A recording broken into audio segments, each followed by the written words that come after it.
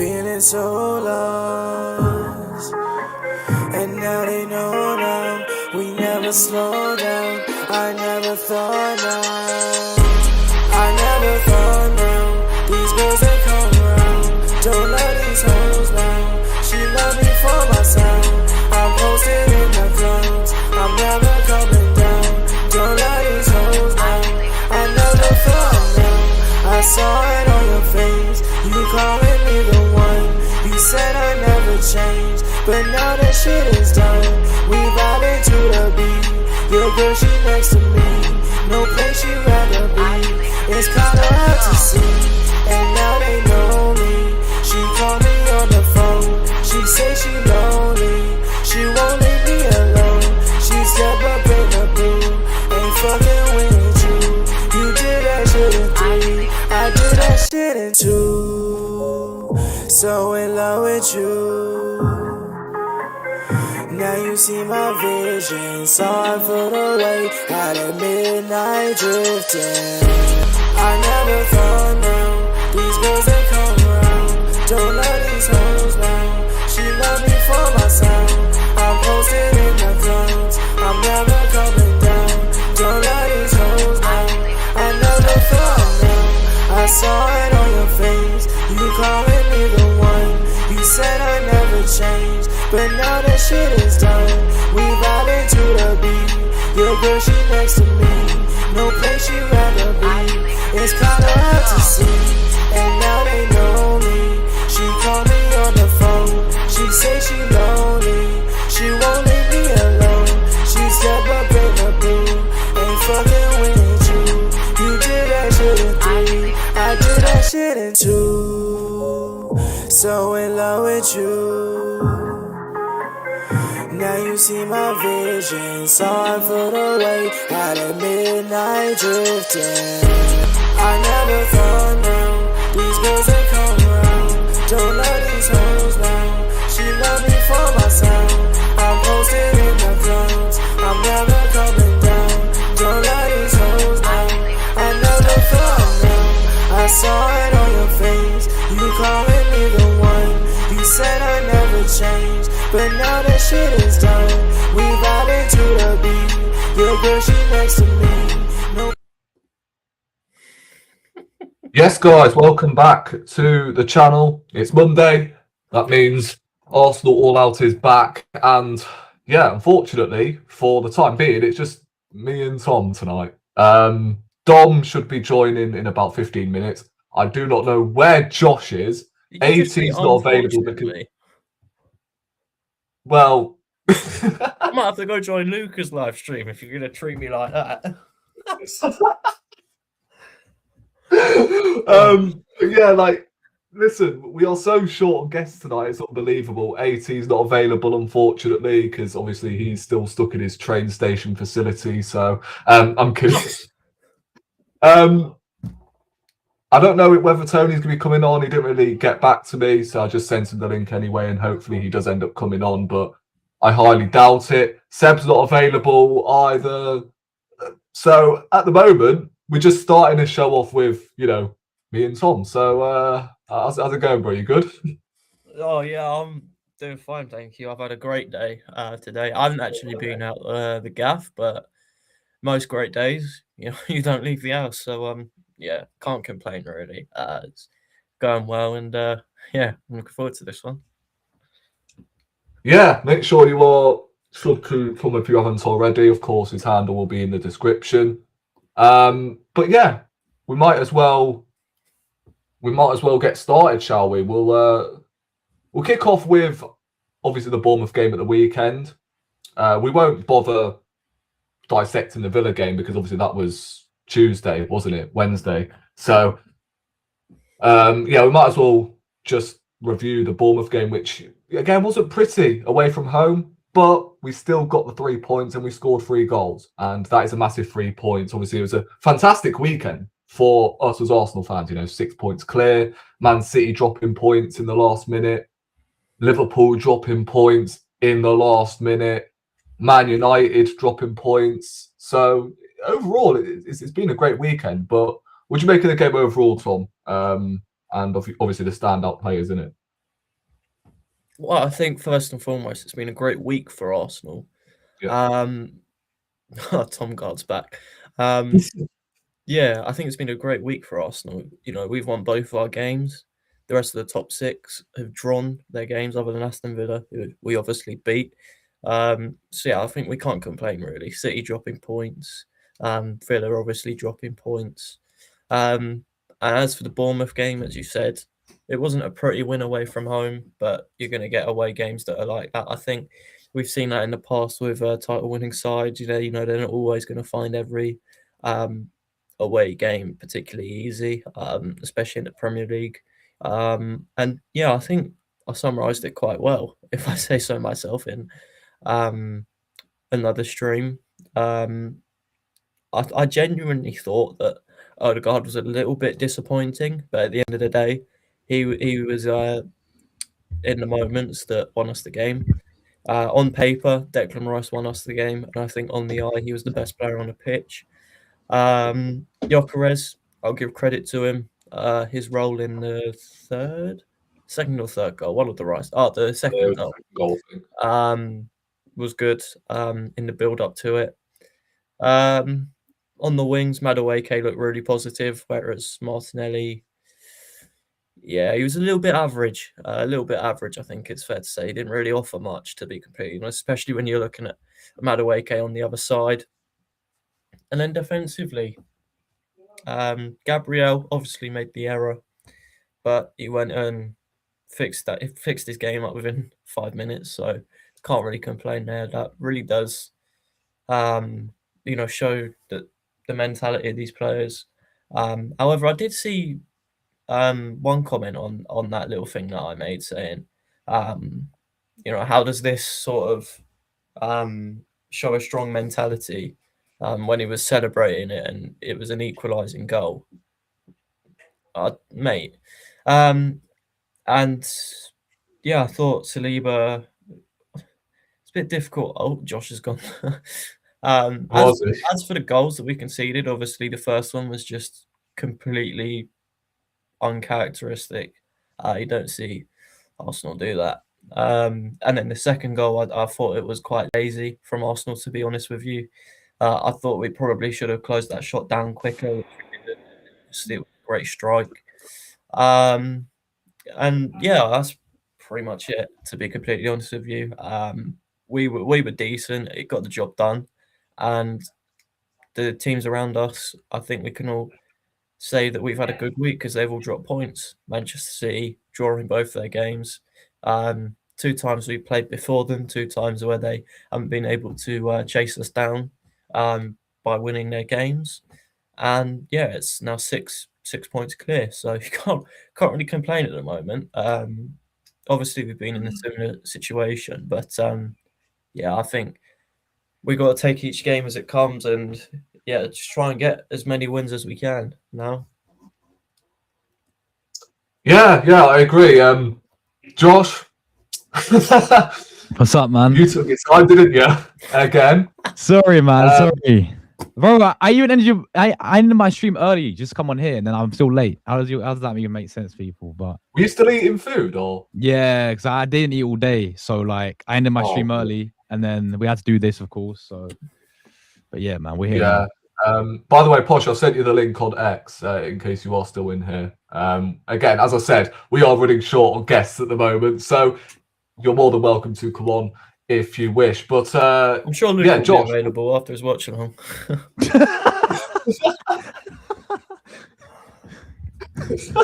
Madness.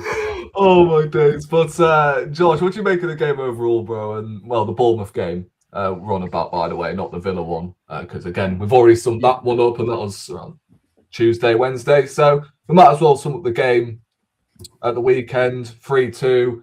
Shame we didn't keep a clean sheet, and we had to make it nervy. But what do you make of the game overall, bro? No, very good result, man. Very good result. Obviously, we got the even better. Well, great news yesterday when we saw the Chelsea and City game. You know, they dropped points 2 games in a row now, and we go. We say 6 points clear right now, so in a really good position. But yeah, I think overall in the Bournemouth game, obviously really poor start. Just looking at the lineup straight away, I was really buzzing to see Declan Rice in there because there's all that doubt around him, with the whole knee and it being swollen still. But him being back was obviously, and look how that turned out in the end. But yeah, I thought the start was really, really slow.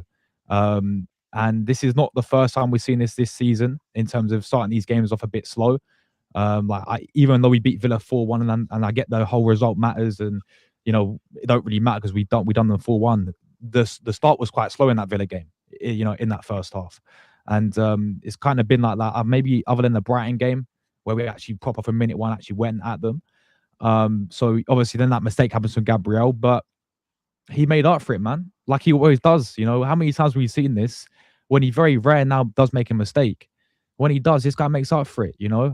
He's done it many games. I think it was Wolves when a few years ago against Wan Hee-chan, where he made that pass, but that led to their goal, but he made up for it. And then the Fulham game as well, when we won that 2-1 a few years ago.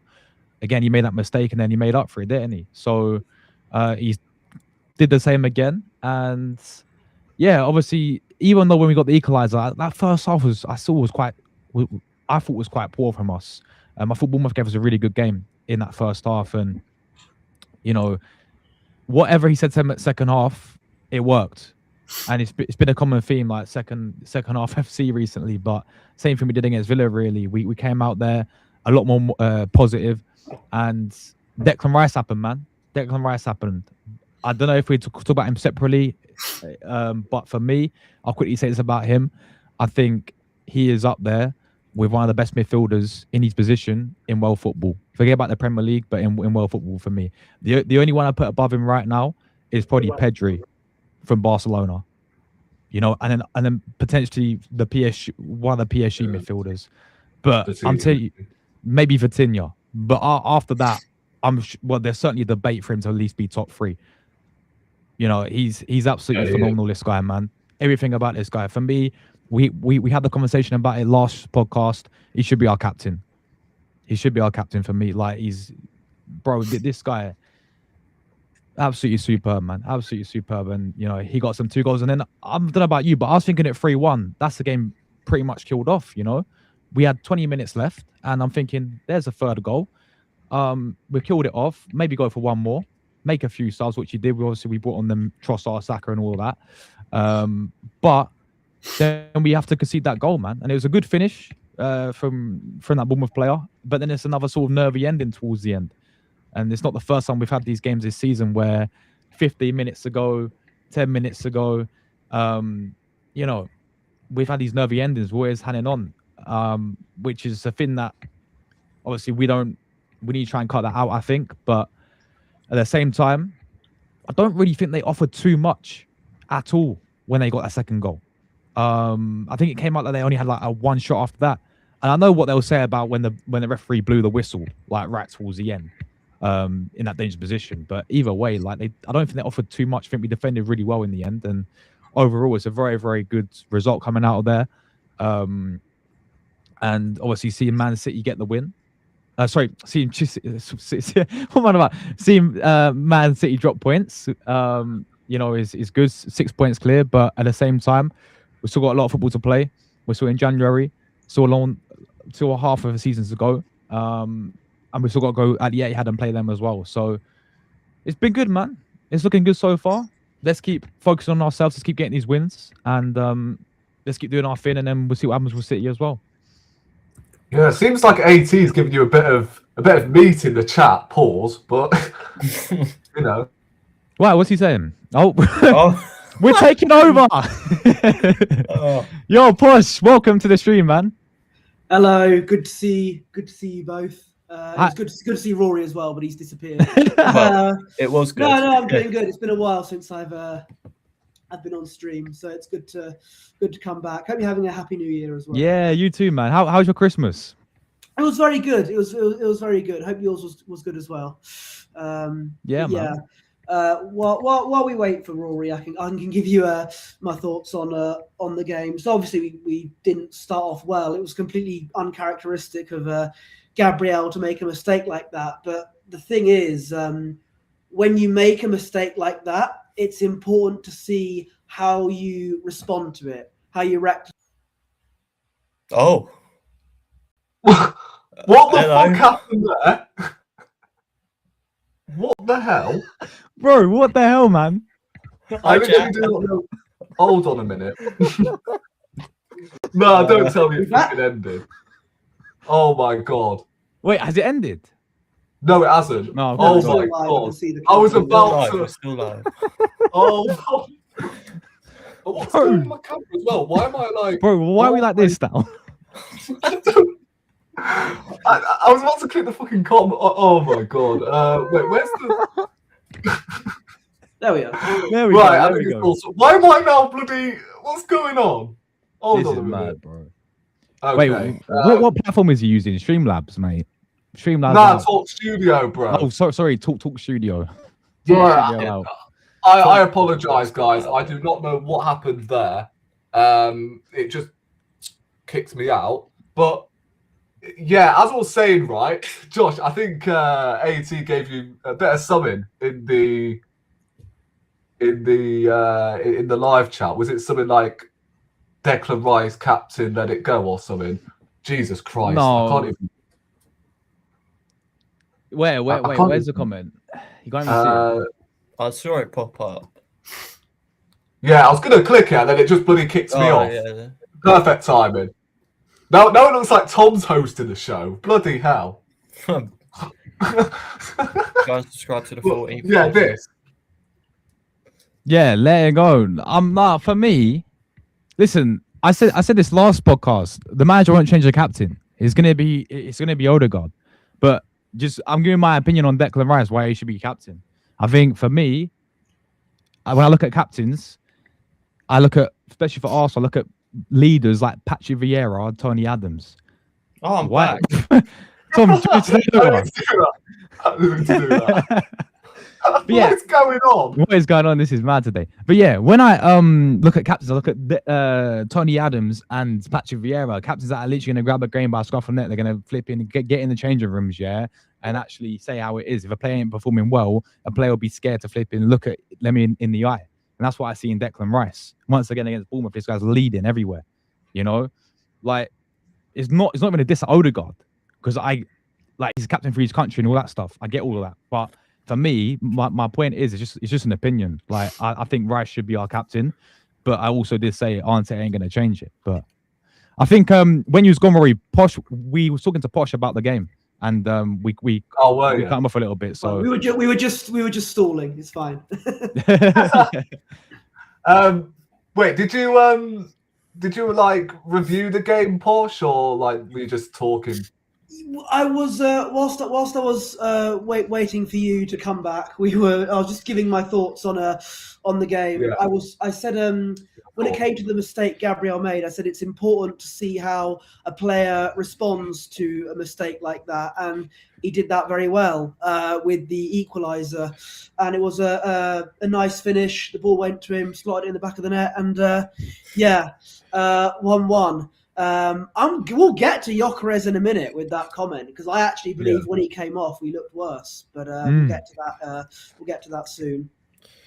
But yeah, I was just saying that Gabriel, his mentality is fantastic, and he is another contender for me to be captain as well as Rice in my view. But I think overall I do agree with Josh that Rice should be captain for us, but it's not going to happen. But yeah. Thom, I know you were getting patched up. He's alive. Yeah, sorry about that. Yeah, My wife was none too happy about being got out of bed to patch me up. what, Tom, you play footy in this weather? Yeah. Damn, fair play, mate. Shorts and You like t-shirt, mate. Frosty Snowman or something? Shorts and t-shirts as well. Shorts and mate. t-shirt, mate. No gloves. You know no that hat. you know that picture of Kieran Tierney in the snow with his kit on?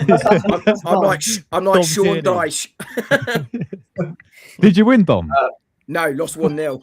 Oh, Last minute. Nah, that's Yeah. horrible. I played at the back by myself because I didn't need anyone else with me.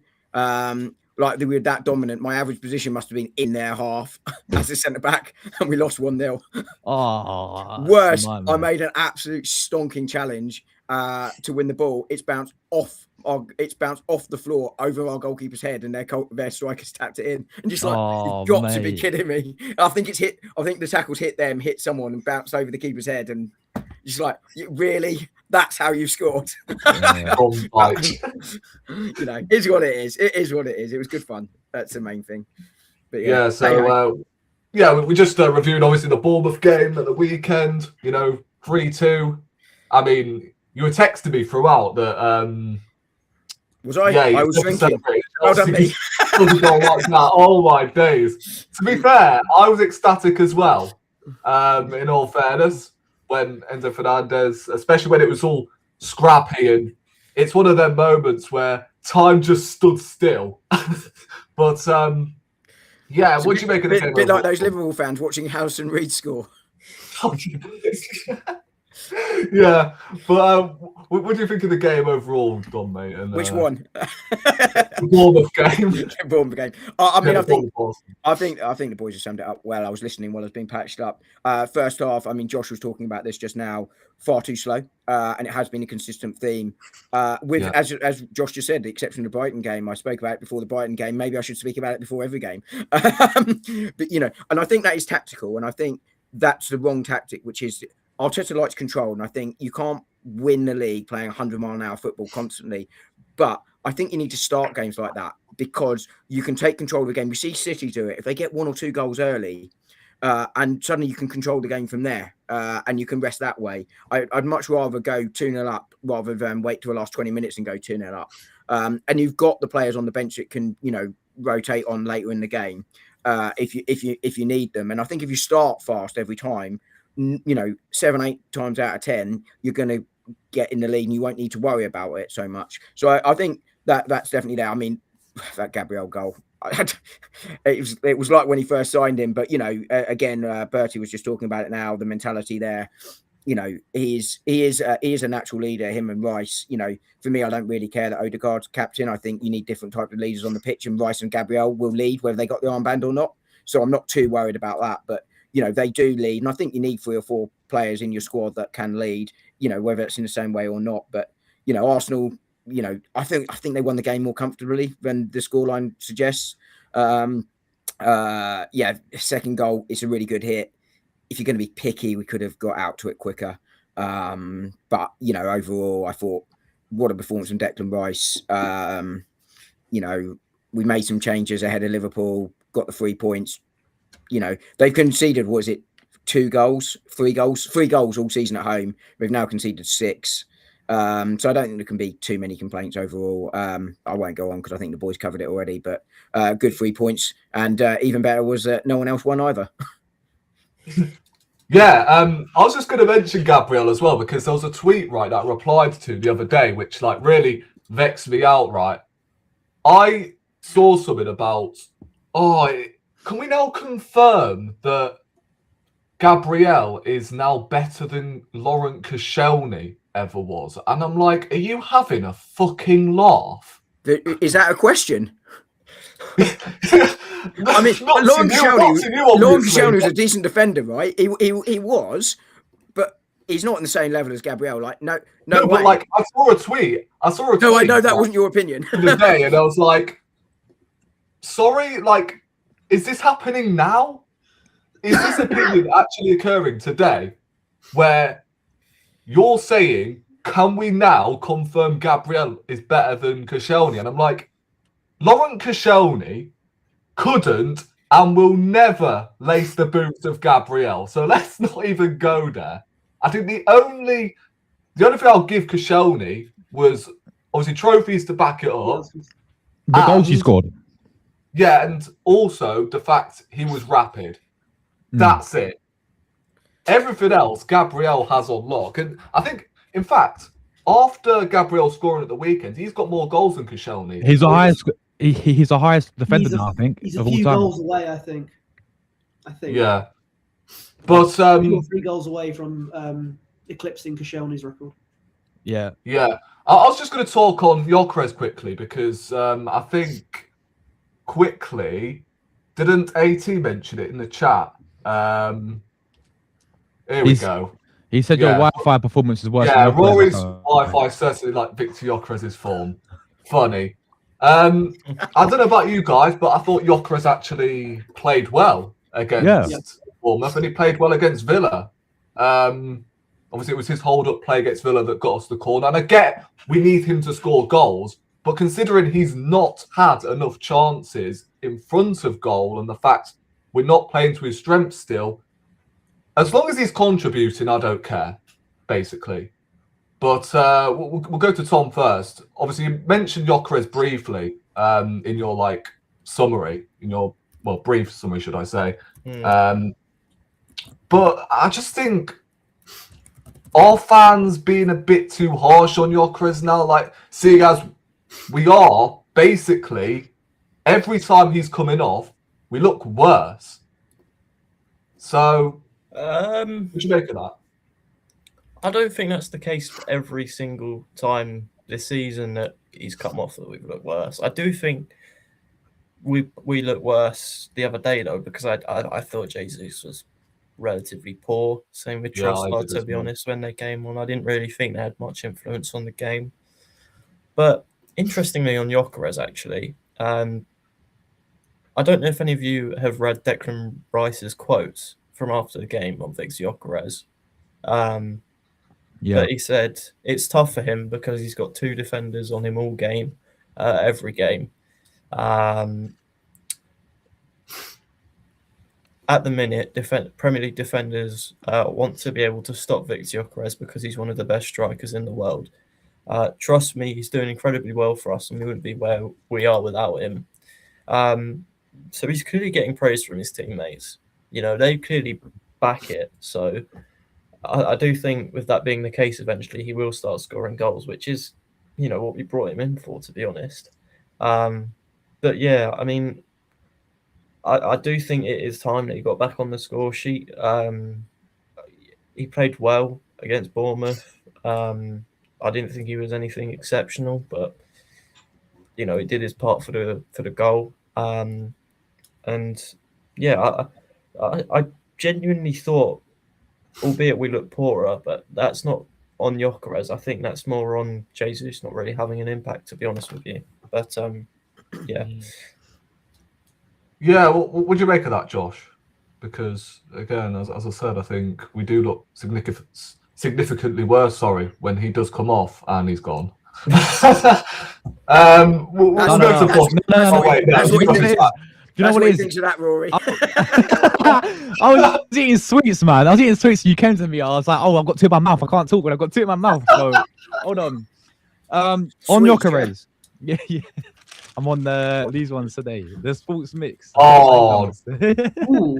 Yeah. Cool. No sponsor. Yeah, sponsor. But yeah. No, I thought Josh's channel was sponsored by Buttercrisp. Oh yeah. I remember. So on Gyökeres, like I agree. Like I thought, you know, he weren't bad against Bournemouth, and it's been a few games where I get the main thing is for him to score goals. That's why he brought the guy in. I still think there's a player in there. Like we spoke about this it feels like we talk about him every single podcast, every single stream we do. Obviously, it's that big signing that I think most of all wanted is that striker as well. So there's going to be that talk about him. You know, there's going to be that pressure of him as well. But I thought he played well, man. Like if I look in the game, I think he had one shot in the whole game, if I'm not wrong. Yeah. Like this is what we're getting with Gyökeres. I can't remember it as well. It was just a shot that was blocked by the defender, so it was just blocked. Not overly memorable. I've just remembered it, but I mean, genuinely speaking, literally just like a block shot. This is all he's getting real served up, you know, in majority of games. And when he does get the chances, even against Villa, like he had them two headers. That's all he had. Like this is what we're seeing in common theme with Gyökeres. And I thought he did his thing. Like you look at, was it the second goal where he actually used his body and he brushed off, I think it was Senesi for Bournemouth, right? And then that led to, I think, the Declan Rice goal. So he does these smaller, and I'm seeing him like even like drop back a little bit to receive the ball, hold it up, make the open space. And I think it was for the Zubimendi goal as well against Villa, where Konsa's on him, and he leaves a massive gap for Zubimendi to run into. So it's like these little things here this guy is still contributing to this team. I get it. He's a striker. The main thing for him to score goals. You know, he scored 97 in how many games it was over the 2 seasons, right? I get that. That's why we signed the guy, of course, because we need a goal scorer.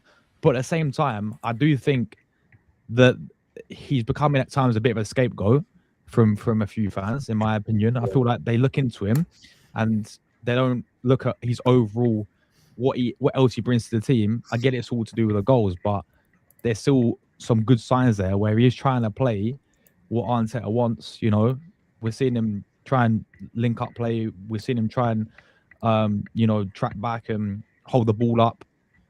And what I really liked was in that Bournemouth goal, he's actually a thing that I criticise him for. He's not using his strength enough because he's a big guy. You know, he's built, you know, like a tank. Like this guy should be able to use that to his advantage. So I thought he had a decent game, man. I get it. It's all about the goals. You know, that's his job as a striker. But that's really where I'm at with Gyökeres, man. Yeah. What about you, Posh, bro? Yeah, I think I agree with. Well, I made the point first when I said as soon as Gyökeres came off, we looked worse, and that's not the fault of Gabriel Jesus. I think that's just to do with the just. I think Gyökeres did very well when it came to the second goal to keep the ball when he was getting tightly marked by a couple of the Bournemouth defenders. He did manage to keep the ball, lay it off to Odegaard, who then made the assist for Rice. So Gyökeres played a big part in the second goal. And I know this sounds like I'm making some kind of excuse, but I'm not. There's more to Gyökeres' play than just scoring goals. We've seen it in the past games. We saw it against Villa as well. I think it might have been the Zubimendi goal against Villa. Gyökeres played a big part in that. It was one of the goals. I can't remember which. I think it was the second again, wasn't it, Push? No, I think it's the first. Was it the first? Was it the first? I can't really remember. I can't really remember. It was a long time ago. But the second Bournemouth goal to put us in front, Gyökeres played a good part in that. And what I will say is these people that these Arsenal fans that are saying, "Oh, Gyökeres, he's finished, he's not good," they also say, "Give him time for Havertz and Marino." So let's just, that. I'm just saying. But this is my first appearance on a YouTube channel in many months. I don't want to be too negative and too. I'll save that for Twitter. But I think, Gyökeres is. There's more to Gyökeres' game than just scoring goals, and we saw that in the second goal against Bournemouth. And when he came off, we didn't look as lethal as I thought we'd do. So, yeah. Yeah. What about you, Don, bro? I think fairly similar to what I said last week. I think there's more Arsenal need to do, and I think there's more Gyökeres needs to do to get the goals coming. But I also said that I thought just before he got injured against Burnley, there were signs that he was starting to adapt, and we were starting to adapt to him. And I think we're starting to see those signs come back again. We see when players come back from injury, quite often it takes them several games to get back up to match fitness. We saw it with Saka. It's partly why he came on in that Club Brugge game to get him an extra 20 minutes. Not every player comes back. So I think Gyökeres has a big future, and I'm very much in the camp that you give players time to settle in, particularly when they're coming from abroad, and particularly when they're coming from, with no offence to Portugal, much lesser leagues. So I think Gyökeres will be absolutely fine. I've no concerns about him at all. His link-up play is getting better. I think what he does need to do is hit that box a little bit more. But equally, part of the reason he's not getting chances is because, he is so closely marked. I said a couple of weeks ago, and these stats are slightly old now, but, he's the third most targeted player in the league, but he's also the one that gets the least separation. Well, I think that slightly speaks to Gyökeres' not lazy movement, but maybe predictable movement. But what it mostly speaks to is just how tightly marked he is. And there was a clip I saw in the game where there was about 4 players around him, and the space was there for everyone else. And Arsenal are now starting to exploit that space. We saw Odegaard get a couple of goals. We see the cutbacks now coming out. And it's partly because Gyökeres is occupying the defenders, who then are not tracking the the runs sort of onto the edge of the box or from the box. So I've no concerns about him. I think he'll be rotated in and out with Jesus and Odegaard, not Odegaard, Havertz. And I think this week, yes, we did look worse with him off the pitch, but I also thought we looked better against Villa, partly because of game state. When Jesus came on, I think, some days players play well, and he does a lot of work for the team.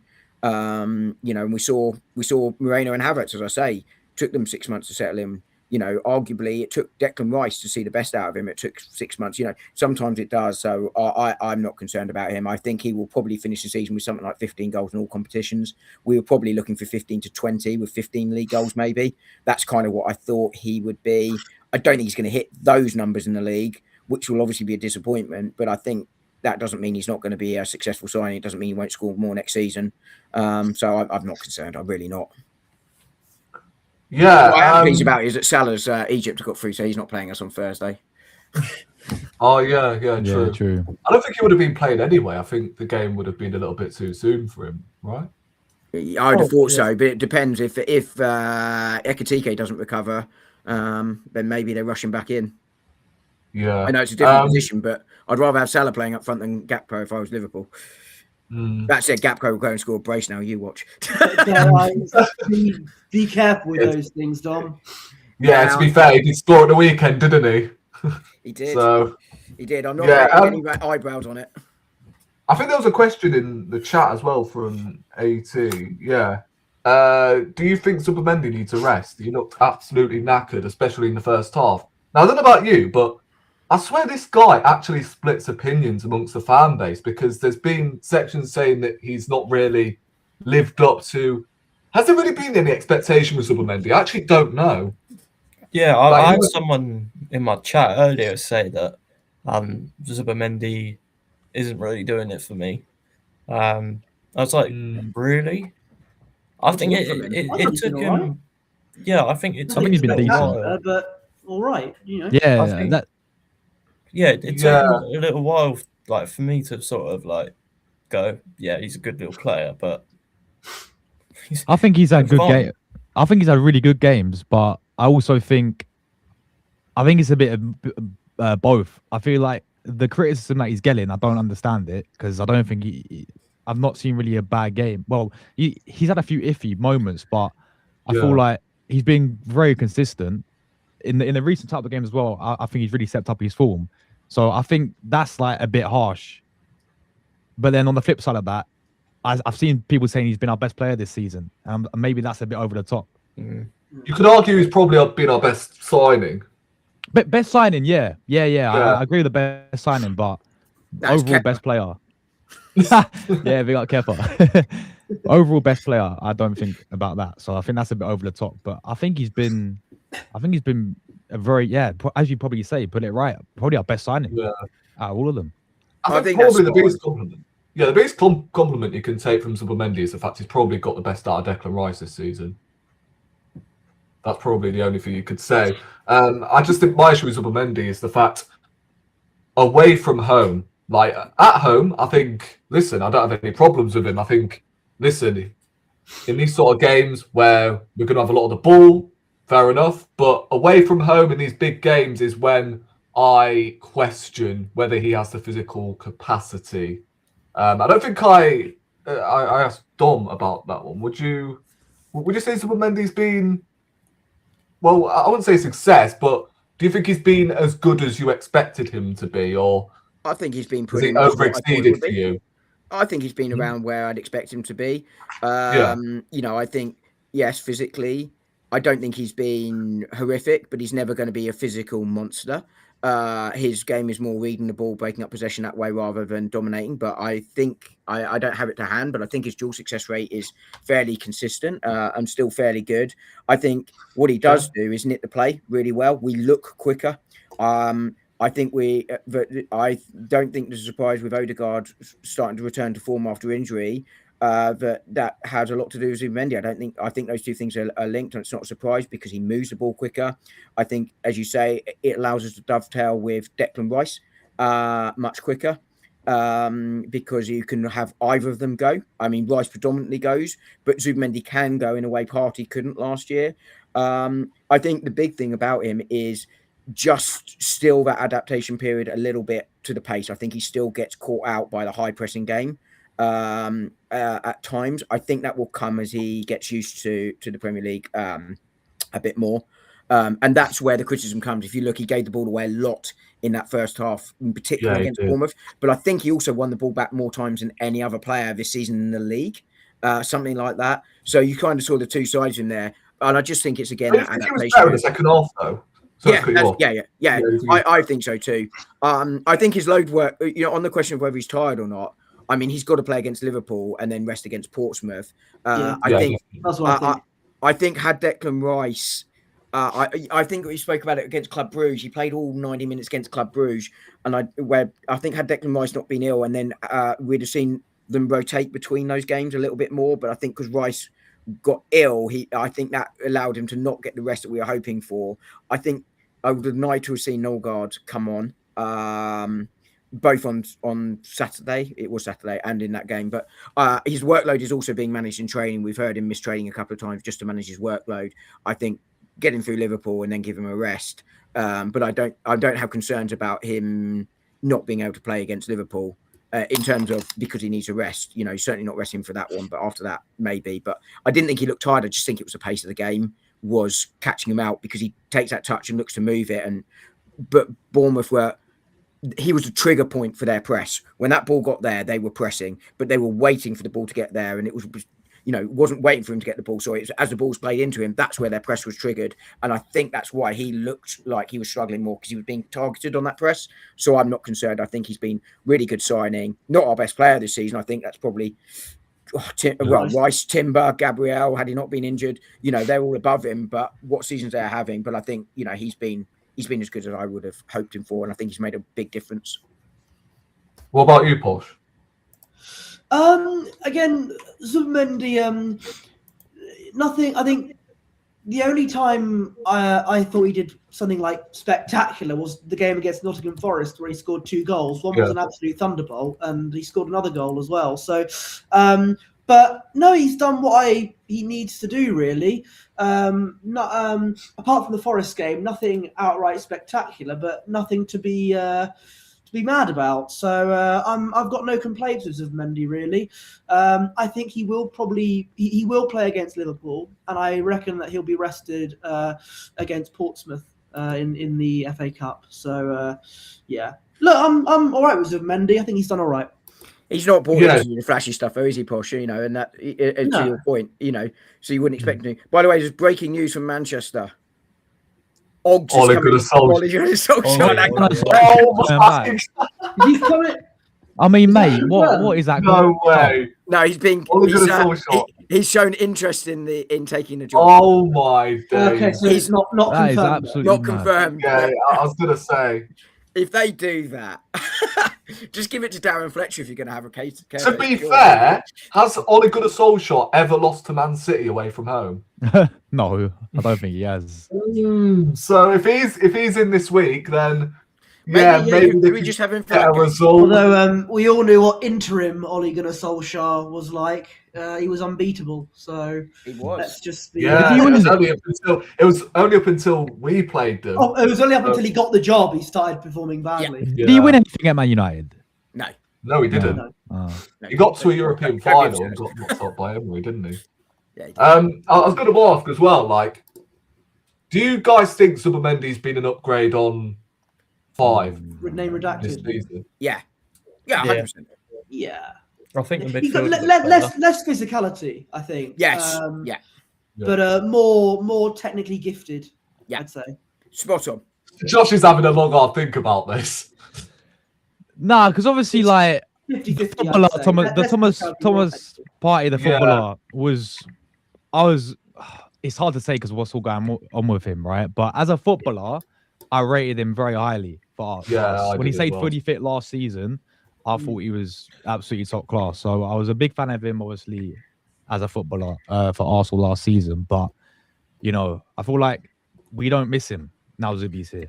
That's I the way to put think that's right, Josh. I think Posh nailed it really, which is you lose some physicality, but we're quite a physical team, but we progress the ball quicker, and I think that's what we needed. We were too slow and ponderous at times last season. It was my big criticism of us last season, and I think Zubimendi speeds that up, and Partey could be too ponderous on the ball, and I think that's why Zubimendi is the right fit for us. If we were talking Manchester United, for instance, Partey is probably more what they need. If you talking just as a player, obviously not the other stuff. Yeah, we got another question as well, by the way. Should we all agree that Martinelli is better suited to remain on the bench? This is an interesting one because, like, in the Premier League, like, I'm not going to lie, his form has been awful. Like, let's just start it right. I mean, the only goal came from, I think, Man City off the bench, right? That's the only goal he scored in the Premier League. I think so. However, in the Champions League when he's starting and the Carabao Cup, like when we saw against Palace, especially, like the guy is dangerous and he tends to turn into that player we all would have expected from that 22-23 season. I've got the stats for you, Roy, if you want it on his season. Go on. 15 Premier League appearances, including substitute appearances, 1 goal, no assists. Champions League, 5 appearances, 5 goals, 1 assist. EFL, 2 appearances, no goals, no assists. Yeah, I mean, it seems like because there's more space in the Champions League, he utilises that. However, in the Carabao Cup, I see his performance against Crystal Palace, and I'm like, well, hold on a minute. Like, this can't be right. Something's not adding up here. But what do you guys reckon? Do you think Martinelli should be remain on the bench? Yeah. Because there's players playing ahead of him that are in better form, like Trossard. Please what? I was going to say, because Trossard's having a phenomenal season so far at Arsenal. So he in the Champions League, Martinelli's been very good, but in most competitions, Trossard's got the left-hand side. And there's this other player. It goes by the name of Eberechi Eze. I don't know if you've heard of him. He's not been playing lately. I saw him on a milk. Porsche, I saw him on a milk carton the other day. I was going to say that. He's also a contender for playing on the left if he gets any game time. Yeah, well, I was going to say that actually because I've got some things to say about that. Obviously, Trossard. Yeah, a lot of you have mentioned Eze in the chat, by the way. Obviously, Trossard's in brilliant form, so Eze is going to struggle to get in. But I think he's actually more of a like-for-like replacement for Trossard than Martinelli. So I think he'd be second in the pecking order on the left-hand side over Martinelli. So yeah, has he really played well on the left though this season? Because I saw him against Villa and he didn't work, did it? I think that was his poorest game of the season, no question. But I think tactically, you look at it and go, Trossard's in great form. I don't think that was the right game for him, though. To be fair, no, I think as I said, I think he's much more of a like-for-like replacement, whether he's playing well or not. Sorry, go on. No, I was just going to say, right, like, when I said, like, that game's probably not suited for Eze against Aston Villa, I meant I don't think playing him on the left was the right decision. I think he should have been the attacking midfielder that day ahead of Odegaard because there was so much more space to occupy. But obviously, you know, at Odegaard, when we played against Villa, he was one of the best players on the pitch, so... Yeah. But listen, away from home against that high line, we should have played Eze in a 10 for that one. And I don't know. I was going to mention as well this kid called Ethan Waneri. Like, has anyone heard of him either? I mean, I feel bad for him, you know, because the thing is, with this attacking midfield department, you look at Odegaard, who's probably in front of everyone. You've got probably Havertz, you've got Marino, you've got Eze, and then you've got... I've already mentioned Marino, I don't think I have. But you've got all these players ahead of Ethan. And for me, at least 2 or 3 of them are not better than him in that position. No. Obviously, in the attacking midfield role, Eze and Waneri would be ahead of the likes of Havertz and Marino, but that's not what we think. It's what Arteta thinks. Yeah, that's the problem. Mate, just loan him. Just loan Ethan at this rate, man. It's the best for him. Yeah, I needs agree. it. He needs to find a new club so he can really showcase that talent that he's got. I hate saying it because this is, as you said, this guy's so talented, man. Like last Yeah. season, I mean, to be fair, he played his best football for me on the right wing anyway. Last season, I thought, seeing him in his actual position this season, he scored that goal against Brighton, but he's not. For me, he's not the same like he did in the right wing position last season. But this guy, right? Obviously, let's all not forget he got his chance because of the injuries, right? We didn't have Yeah. Saka, didn't have like majority of our attack, and he finally got the chance, and he took his opportunity. Even if he's come off the bench, like Man City, the 5-1 game, scored that banning goal. I think Nottingham Forest off the bench when we beat them 3-0. Again, scored, made an impact. Like this guy was stepping up, man. And just seeing him this season, like I don't understand. For the Premier League games, I get it in a sense. You got Odegaard or Eze playing there. We just signed Eze.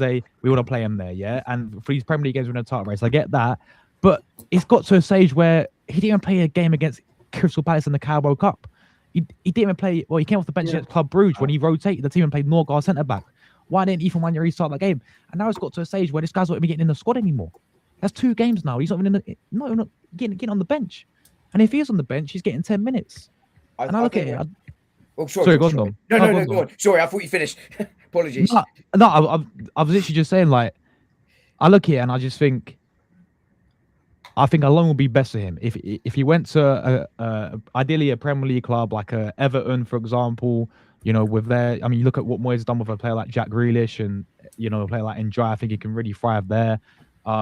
These types of clubs, maybe even like a Bournemouth, because they're looking for attackers now. He links them as well. So I think just for the benefit of him, man, because what's the point of him like just rotting on the bench? I mean, I think the thing with Ranieri, sorry, is twofold. Well, this is going to be quite a long answer. I apologise. I think with Ranieri, I think when you look at it from the outside, alone is 100% the best thing for him in the second half of the season. And I think they're the right sort of club. Brentford, another one, Crystal Palace, maybe that sort of side would be the best for him. I think what really needs to happen is Arteta and Ranieri have to have an honest conversation about what does my game time look in the second half of the season. Last season, he got just over 1,000 minutes, I think, which is a lot for his age. I think this season is about 400 minutes. I think the big concern I have is him not playing in those games you just mentioned, Josh. Why didn't he get 25, 30 minutes at least against Club Brugge? Why didn't he, and again, it was a close game against Crystal Palace and we wanted to get through, but, I think, again, another opportunity there. I'd hope he would start against Portsmouth because I think, those sorts of things can happen quite comfortably and get minutes. But I think it's a bit like with him and Miles Lewis-Skelly. Their minutes last season were so high, really high for players of their age, that actually you kind of expect the same or more again this season. In reality, actually, those minutes were a little bit high because of the injury situation, and he's now at Arsenal competing for minutes. I think it's right he hasn't necessarily got the minutes in the Premier League game because game state hasn't necessarily been in his favour. I think it's partly why we haven't quite seen so much of Eze as well, because they're not naturally defensive players and the games have been a bit tighter. Now, you can make an argument you go the other way and go and try and win it the other way, but that's not what Mikel Arteta's philosophy is, although I do rile slightly against the narrative that he's telling everyone to cut back. I think that's A, a hangover, and B, not what I'm seeing on the sidelines like the Wolves game where he's pushing forward, but I think it's a hangover of what has been in the past. So I get the minutes there. So I think what needs to happen is an honest conversation between the two. What are my minutes going to be like in the second half of the season? Because actually, if he gets 550 minutes-ish in the second half of the season, he's around the 1,000-minute mark for a 17, 18-year-old. That's actually quite good, especially in a side like Arsenal, because now it's even harder to get in to the Arsenal side. Part of the reason, like, not necessarily Bukayo Saka and Emil Smith-Rowe necessarily got minutes, but like Reece Nelson and Eddie Nketiah got minutes was because we weren't that good. They wouldn't go through now. So when Ranieri's showing what he's capable of, but probably Saka and Smith-Rowe get less minutes initially when they break through as well because of how good the side is now. Obviously Saka's part of that side, but you know what I mean. So I think that part of the conversation has to happen. But Arsenal also had to make a call here of we are going for the titles. What happens if you get a big injury to Noni Madueke or Eze or Odegaard? Ranieri's minutes suddenly go up. The other way of looking at it, of course, is Max Dowman is coming through. Could Max Dowman get those minutes? But he is only 16. He turned 16 a couple of days ago. So I think that context needs to be provided there for Ranieri. And some players have to miss out on the squad. but that needs to happen. On the Eze thing, I think he will get some minutes out on the left. I was thinking back to Pep when Arteta was at City. They were there together. You actually quite often saw phases where you'd have 5-6 week periods or 5-6 games where players got very limited minutes, and then someone else came out and they came in for a while. I think if he can impress against, say, Portsmouth or something, I think we'll see him get quite a few minutes in the coming games. So I'm not worried about Ezra's minutes either. To argue against that, Dom, Go for it. Arteta will start a player when he sees that player do something very good. Madueke scored 2 brilliant goals against Club Brugge, and he didn't get any game time for like 3 games. That was an odd one. That what I mean is, if he comes in, does well, I could see him. My point being that you see him rotate players in and out. Pep used to do it. Sorry, was the point. You saw them come in, they do well, and then they get a bit of a run, and someone else would come out if they weren't doing anything. I think part of the reason for it is Trossard and Odegaard playing well, and therefore it limits his minutes. It doesn't mean he will, because we don't know, because Arteta's never been in a situation before. But the point I was making was, because I think that's a really good point about Madueke there, is actually he might well copy that, or does he just go, actually, no, I'm going back to this? We don't know, because he's never been in a position where he's had the squad like this before. But I do wonder if that sort of experience from City is what he's going to do there. And I think there's a lot of that about Ranieri with Foden. It very much mirrors Foden's time. Last season was artificially high, I think, because of the injuries. And you've seen the same with Skelly as well, right? He's getting a bit less game time because Callum's back in there, left back. And Nkapie, of course. Nkapie is coming as well. Yeah, I think, again, just before we do move on to the Liverpool, Rory's gone again. Fantastic. Now we can't. Now we can't hear him. Yeah. Have you tried turning it off and on again? Oh my! No. No. Try muting and unmuting. Unmuffled. That usually works for me. Yeah. I'm I'll all tell you good. what. Yeah, you're back Kind of. a bit. A bit. I'm back, and now I've just frozen again. I can hit. No, you're back. You're good. You're good. No, he's froze again. What was your question going to be, Josh? I was gonna ask. 80's put another question about Havertz in the chat, which is why I'll wait for Rory. At what point should we expect King Kai to get reintegrated back into the squad? Soon. Obviously, he's been on Sooner the than you bench. probably think, knowing Arteta. Yeah, I mean, what do you guys see? Like him just rotating with Gyökeres up front and Jesus. He might he'll probably come off the bench at the Liverpool game, probably regardless of what the scoreline was, if I'm honest, because you know what Arteta's like with Havertz. But yeah. But we've got Jesus as well. Yeah, I'd still start Gyökeres against Liverpool. Obviously, I wouldn't. Yeah, I was thinking that. Do we go Gyökeres again against Liverpool? Yeah. I think it would have been interesting if Jesus had come in and lit it up again, like he did against Villa, who you start. But I think we're talking about Gyökeres doing the sort of the dirty stuff, sort of like a number 6 or 7 in rugby, just does all the unglamorous stuff. So I think that's probably where you go, particularly against Konate and Van Dijk. They play a high line. So I'd like to see Gyökeres start that one, because I think he did enough to justify against Bournemouth.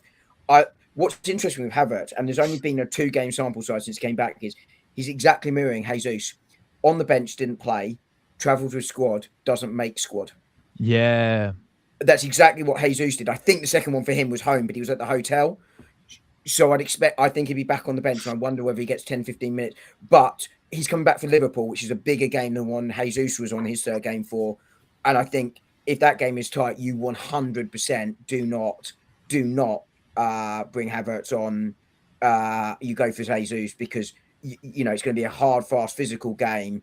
And if he's just coming back, you don't want that. But he was reportedly not in the squad for workload reasons, which does make sense, because he would have been training hard, and therefore you don't want to risk the injury because he's basically been out for the same amount of time as Jesus. Yeah.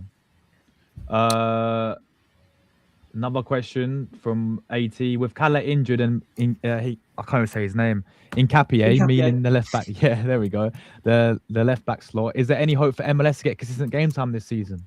Sort of what we were saying towards the end of the Ethan thing. Obviously, he's lost his place to Kala. I think Kala's been excellent as this season. I think he's been one of our best players this season, to be fair. And I still view him as a centre back because the way how he plays for the national team, really. But he's not that good as left back. He deserves to keep his place there. But for me, I've always seen MLS as a midfielder, guys. Anyway, personally. Yeah, but let's not forget it took Arteta 3 years to realise that Zinchenko was a midfielder. So, but I was going to say again, the left back for Arsenal almost does play as a midfielder, doesn't it?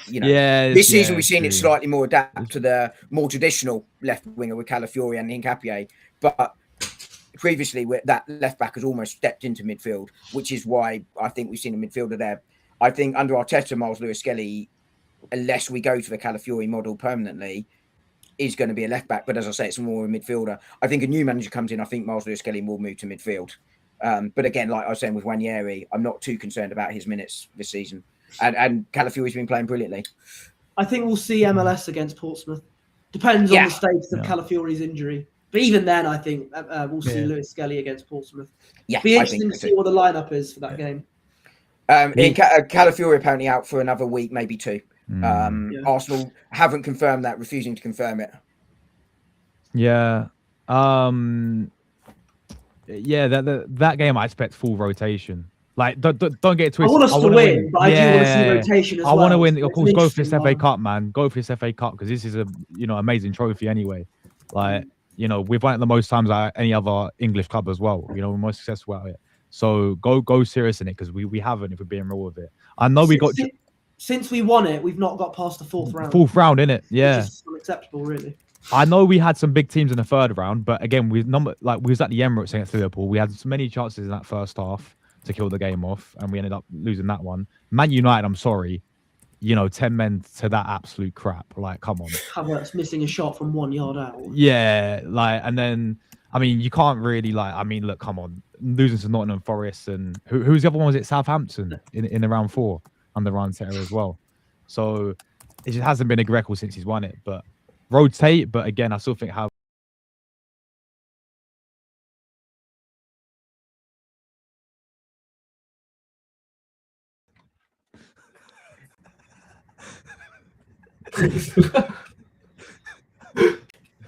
Stinker and hooks for this glory. I think it's the... Oh my god! I actually can't with this guy. I'm back now. He's back. I don't know if you got my private chat, by the way. Wait, hold up. I've just come back. Oh, hopefully it doesn't lag me out again. Yeah. I'm gonna bounce. Oh, do you have to go now? Yeah. Oh, big up Thom, mate. Yeah, you too. Big up. Yeah, thanks for having me on. Yeah, it's been great. What have you got coming? Oh, Jesus Christ, what is going on?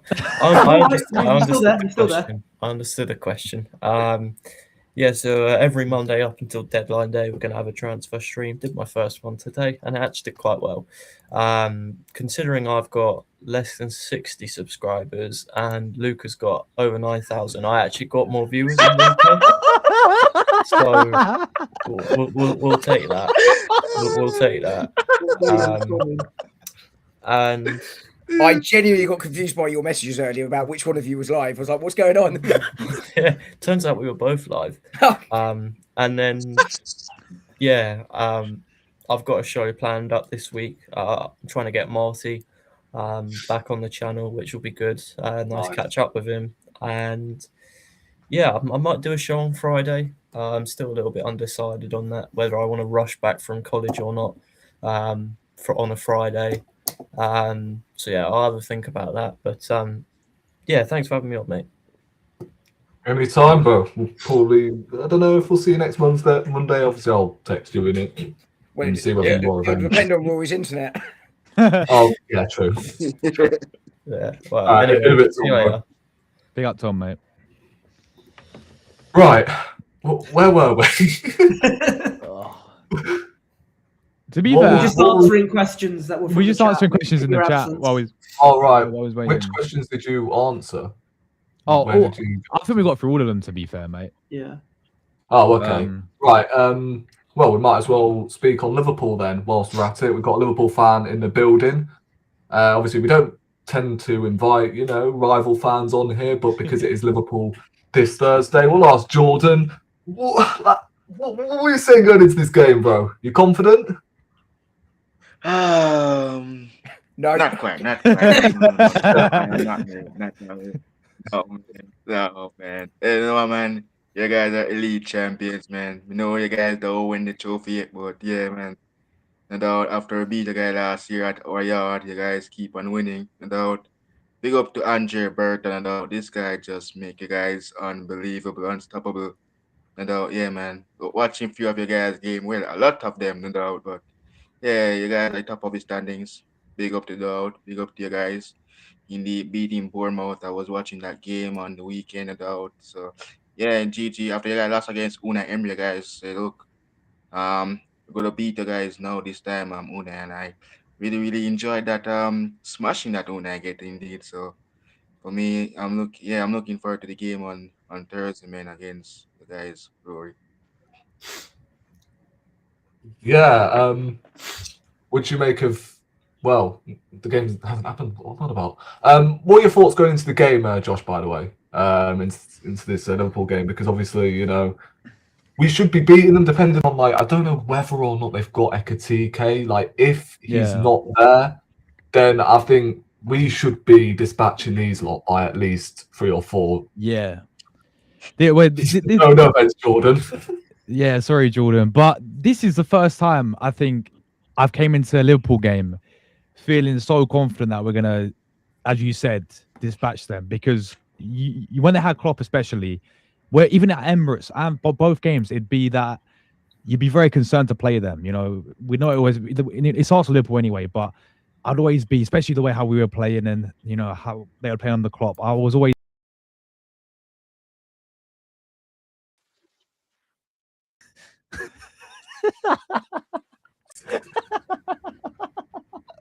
This is mad. It's never been this bad. Oh my god, this is crazy. But yeah, no, yeah, like, look, what was I saying? Yeah, like when we was playing against Liverpool when they had Klopp, I always coming in there with that sort of concerned, that sort of fearing them a little bit, especially when we went to Anfield and even at the Emirates, because they came a few times and they done at the Emirates. So, but this is the first time I'm feeling, you know what? It's kind of flipped over now. It's kind of like their fans are fearing us this time around. Well, I think a few years ago it was, sort of vice versa. So, I'm coming to this game feeling really confident. I honestly think I want it to be, I think it could be like a Villa game again. It could be like a Atletico Madrid game again, where the first half may be slow. It may take a while to get in the game.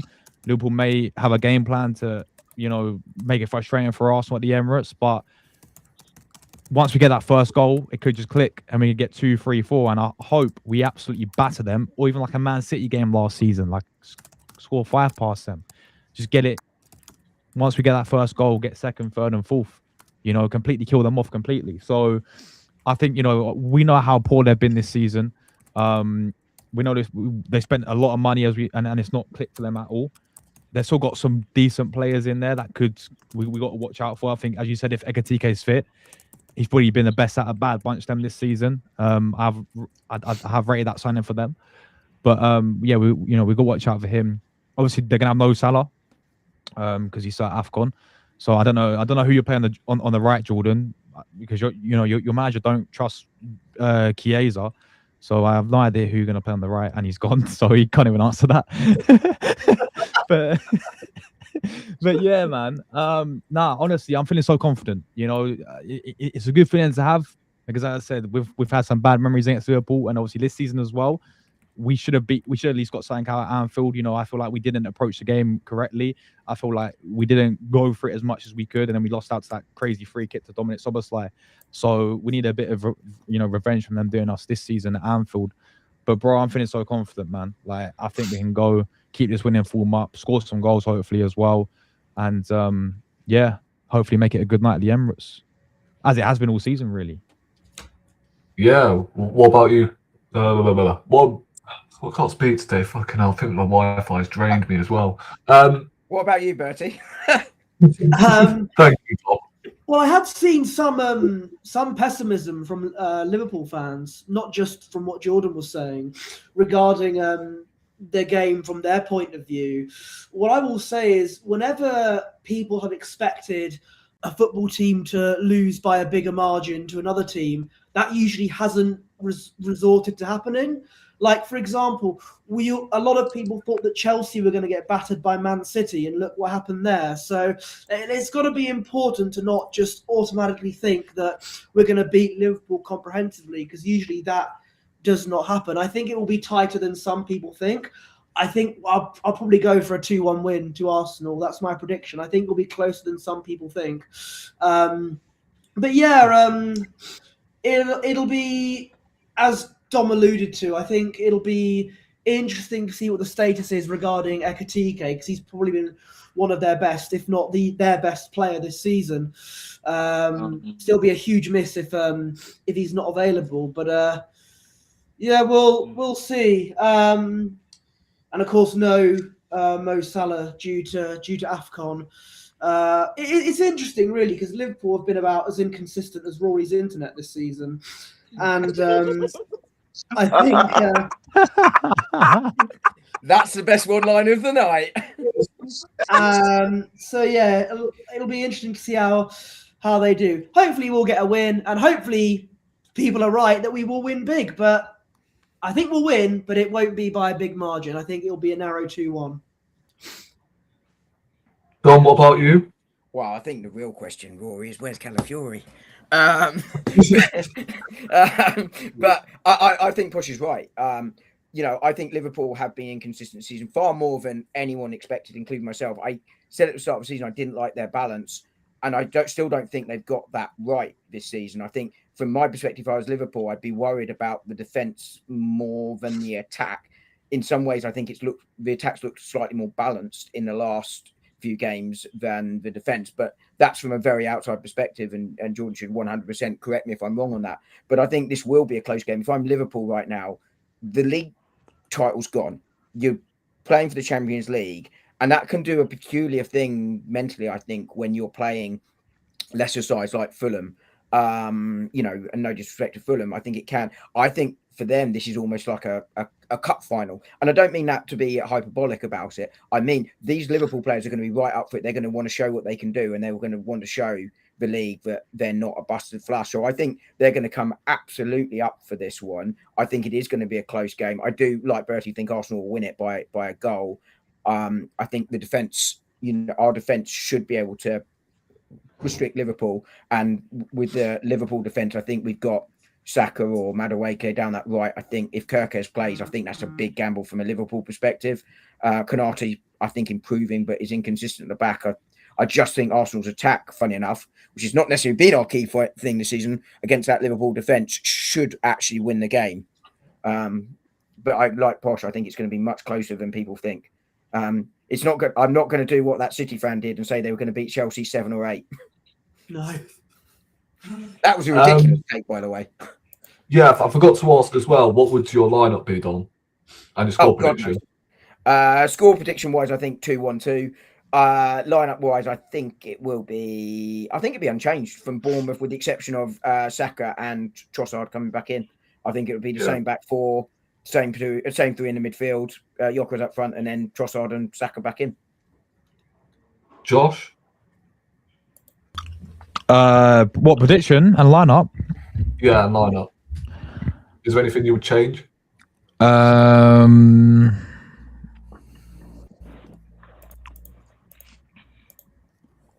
Do you drop Noni Madueke again? Because I thought he played really well. For a game like this, you do. I agree, but also if Saka isn't having a good game, what a plan to bring on for 20 minutes. Because I actually thought he read like you. I thought he did really well against Bournemouth this season. I don't know how he's got so few goals and assists with some of those balls he's playing across the box. You know, that first goal from was all about Madueke for me, even though he doesn't get the assist. The thing for Nolly, like I noticed it in that Bournemouth game as well. Yeah, it's just his end product at times that I think really lets him down, and at times he's. Like, there's a time at the Bournemouth game where he cut inside really well. He got past two of their players, and all they had to do was like pass it or finesse it into the net, and he just skies it wide over the bar. I think that's his problem at Chelsea as well. Like we know he had all the flair, and he can take on his fullback. Like he's cooking that Bournemouth guy, that Truffaut guy every time he got the ball. He sent Semenyo straight to Manchester. Yeah, that one as well. Yeah, exactly. So I'm shocked how well he's done so far, and I really hope he keeps it up for the rest of the season, man. Because fair play to him. I really hold my hands up and say to him, I got this one wrong, you know, when we signed him. But yeah, maybe of course maybe he'll go with Saka. Well, I think he will go with Saka. He's got to go with Saka for this one. So who would you go start left back? Would you go with Hincapié or Lewis Skelly? Probably Hincapié, you know, as well. I think just because he's been playing recently, I don't think you make the change there and you go Miles Lewis Skelly against Portsmouth. I think Posh, Hincapié has been doing really well, to be fair, in the recent Yeah, game. I agree. So Posh, would you do the same thing or anything you would change? Yeah, so I'd go. The only changes I'd make from the Bournemouth lineup, as everyone said, would be the wingers. I'd have Saka and Trossard starting. I mean, if it was up to me, I'd have Eze in there, but it won't be. Yeah. But no, I think the lineup will be Saka and Trossard coming in for Madueke and Martinelli, and they'll both be on the bench. And apart from that, that'll be the only changes that we'll see. You said 2-1, right? Arsenal. 2-1 Arsenal, yeah. Yeah. Josh, what did you say? I'm gonna go 3-1. I'm gonna go 3-1. I feel like tight first half, maybe 1-1, but then we get two more and we win the game 3-1. Yeah. And from a Liverpool perspective, Jordan, what would be your lineup for Liverpool, and what would your prediction be, bro? Yeah, while the guy was talking, I really agree with Plasma in the chat about Kirkes, right?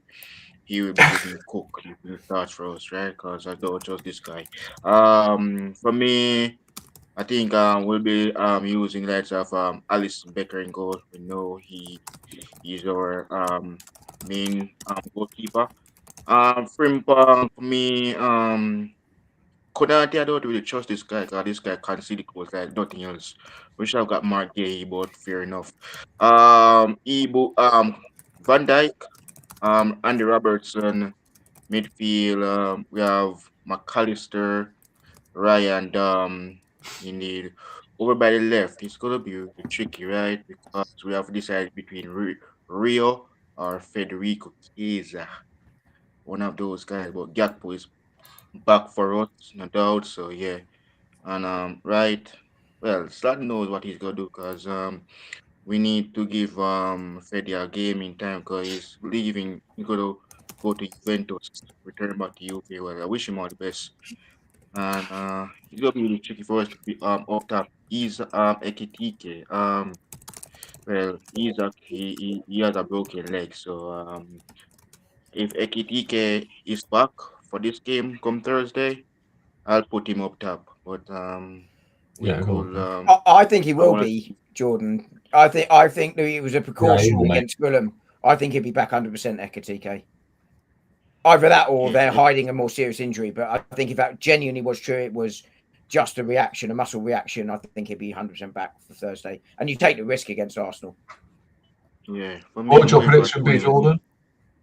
2-0 win at Liverpool, but for me, I don't think we're gonna win 2-0 because we are shit. Because we're gonna lose.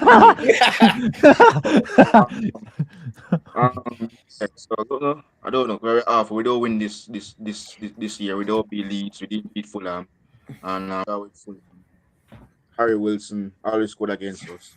You got Harvey Elliott coming back. Look at his face. That comment's on him. But yeah, guys, I think we've pretty much. I had a question for Jordan, but I don't know if he's gone. Oh, he's gone. I was going to say, well, yeah, I they're think we've going to covered lose out on everything. Gahey. And I think had they got Gahey in the summer, Liverpool yeah. might have been a different proposition this season. It looks like they're now going to lose out on him too. Yeah, I mean, to be fair, I did say that I think either Man City or Bayern will end up getting Gahey. I think that was Liverpool's opportunity, and they fumbled it, didn't they? But I think. Yeah. Hold on.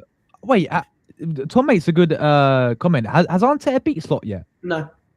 Oh, he hasn't. oh 3 my games, days, didn't yeah. he? Yeah, he Draw, hasn't yet. draw. Both games have been 2-2, and then he lost 1-0. Yeah, he hasn't beaten He Slot. hasn't beat him yet. Yeah, that's just a good point. Yeah, I think this is his best. Hopefully, he puts that right on he's back. So Thursday. you've got an opportunity here. You've got an opportunity here, Dom, to throw that question back. Yeah, Jordan, I was just saying, it looks like Mark Gahey might have lost out on him. Do you think Liverpool can afford him for one? And secondly, any chance you get him in this window? Because I think he does. He makes a big difference to you. Talking about, it looks like we're having a Home Alone 2 because we have 2-year-old kid now. Eh? Bro, let's go to the mic, brother. Immediately, brother. Yo, me can't wait to hear it, brother. Yo, sack him now. Oh my days. So you signed some 17-year-old over getting Mark Gahey, Jordan? Is that what happened? We never want no 17 year. This kid will play for Austria under what level? What is this? What is going on? Bro! He's going Man City, Dom. Mark Gahey. Manchester City are seeing if they can get him. I don't think it's confirmed. I mean, Gahey apparently open to the move. It's now whether Crystal Palace will accept a bid for him because maybe he's worth more to them staying at this point because the bid's going to be quite low, isn't it? He's got 6 months left. So, if it's less than 20 million, it's probably more worthwhile from a Palace perspective, him staying. Because they could win. They're in Europe, aren't they, Palace? Are they? Yeah, Conference League. Yeah, Conference League. They've got a big chance of winning that. But yeah, we do have to wrap up, guys. We've been going for about an hour. 2 hours, isn't it? I think, yeah, we have covered everything, haven't we? Bournemouth, Liverpool coming up. We'll go around the panel. Josh, any AFCON coming up this week? Or pretty sure it's every day, right? No, it's the knockout stages. Yeah, pretty much. So tomorrow, I think it's Algeria against Congo, and then Ivory Coast are playing. So we'll do both those games tomorrow. And then Tuesday tomorrow, isn't it? Yeah. Yeah.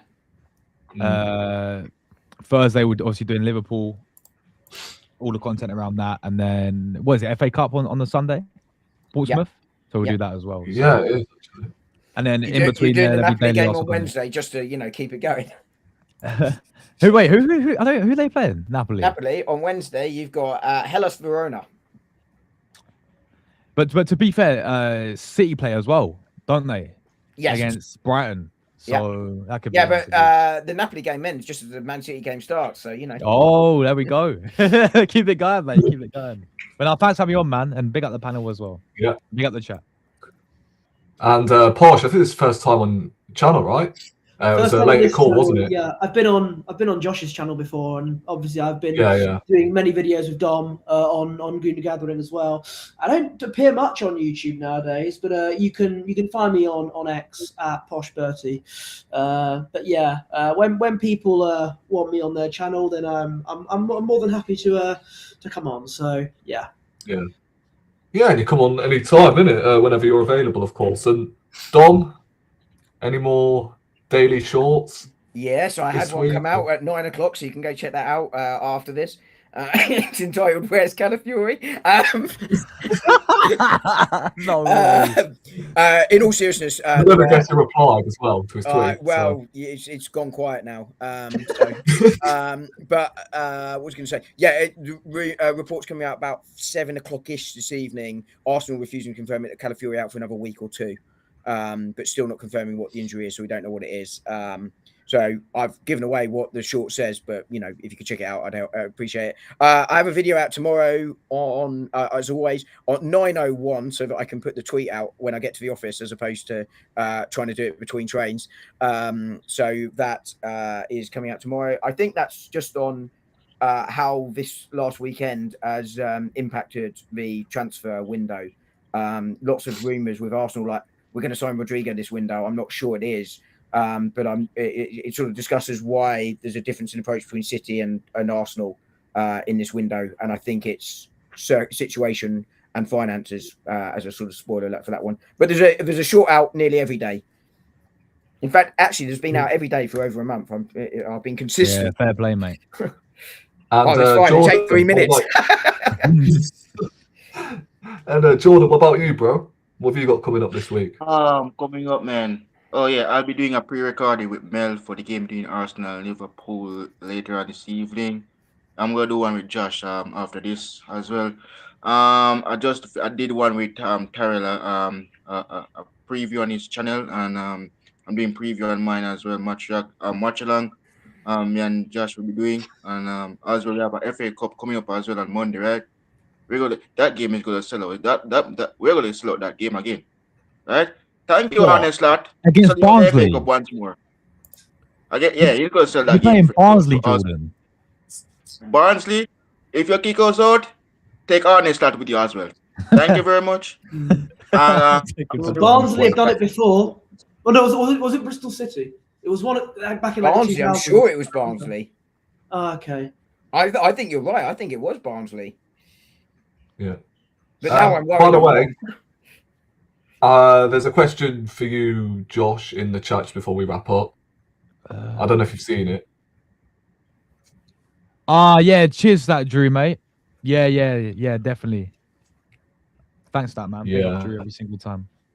There we go. But in terms of the channel coming up this week, I actually don't know, to be honest. Obviously, there'll be a match reaction for the Liverpool game, as there is every single game. Well, maybe not every single game, but, whenever I'm available. And that's about it. And obviously, the Portsmouth game will be covering that as well. But yeah, subscribe to the channel if you haven't already on my road to 2K, and we'll catch you in the next one. Well, yeah, next Monday, won't it? As always, in a bit.